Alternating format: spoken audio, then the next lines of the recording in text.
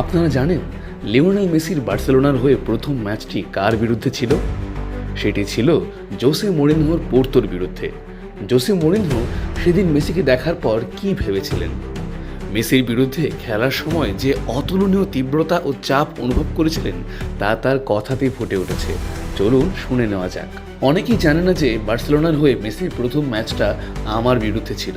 আমি দেখেছিলাম এক 16 বছর বয়সী ছেলে মাঠে নামলো এবং মনে মনে বললাম, এই খেলোয়াড়টা কে, যাকে লা মাসিয়া প্রথম দলেই নিয়ে এসেছে?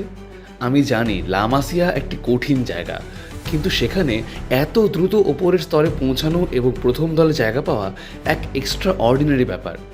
আমি তার গতিবিধি এবং ড্রিবলিং কোচ হিসেবে লক্ষ্য করলাম এবং মনে মনে বললাম, এই ছেলেটা বার্সেলোনার ইতিহাস বদলে দেবে। কিন্তু অনেক বছর পরে আমি তাকে থামানোর জন্য মাঠে নামলাম। কোনো কোচ বা খেলোয়াড়ই তাকে থামাতে পারে না, তবে আমি নিজেকে চ্যালেঞ্জ করেছিলাম এবং চেষ্টা করেছিলাম। ম্যাচের পরে আমি রাতে ঘুমোতে পারতাম না, কিন্তু যখন আমরা মাঠে নামতাম তখন আমি এমন একজন খেলোয়াড়কে দেখতাম যে অন্য ধরনের ছিল এবং যার সামনে ডিফেন্ডাররা রীতিমতো কষ্টে পড়ে যেত, এমনকি তাকে ফাউল করাও কঠিন ছিল।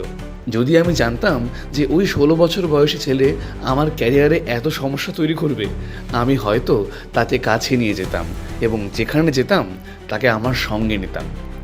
আমি হয়তো এখন তার থেকে অনেক শিরোপা নিয়ে আসতাম। তার পরিবর্তে ওই সময়ে যে উত্তেজনা এবং নার্ভাসনেসের মধ্য দিয়ে আমি ছিলাম তা আর হতো না। তবে স্পষ্টভাবে বলতে গেলে মেসি আমাকে এমনভাবে উন্নত করেছে যা অসহনীয় ছিল।